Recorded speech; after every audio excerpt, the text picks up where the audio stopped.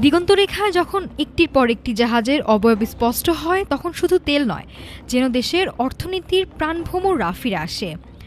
Iran Israel যুদ্ধে দামামায় যে জ্বালানি সংকটের কালো মেঘ জমেছিল, তা কাটাতে এপ্রিলে চট্টগ্রাম বন্দরে ভিড়েছে ১২টি বিশালাকার জাহাজ।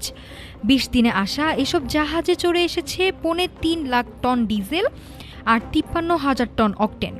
বাদ পড়েনি জেট ফুয়েল আর ফার্নেস অয়েলও। কিন্তু বন্দরের জেটিতে এই তেলের সমারোহ থাকলেও রাজপথের দৃশ্যটা এখনও ধূসর।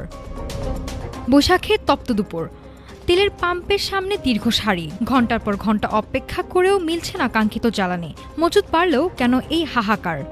বিবিসি বলছে আগের ঘাটতি সামাল দিতে সময় লাগছে, তবে পরিসংখ্যান বলছে পাইপলাইনে থাকা নতুন চালান খালাস হলে স্বস্তি ফিরবে খুব দ্রুতই।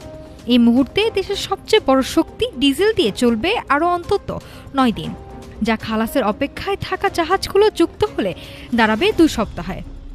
অকটেনে আছে ২৪ দিনের নিশ্চয়তা, তবে বিমান চলাচলের পালে হাওয়া লাগায় জেট ফুয়েলের ব্যবহার বেড়েছে পাল্লা দিয়ে।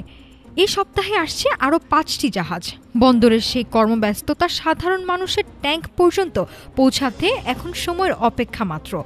জ্বালানির এই সরবরাহ নিরবিচ্ছিন্ন থাকলে বৈশাখের এই আগুনের মতো তাপটুকু হয়তো থাকবে, কিন্তু তেলের জন্য দীর্ঘশ্বাসটুকু মুছে যাবে, এমনটাই প্রত্যাশা সবার। নাফিসা সামিয়া, ঢাকা টুডে।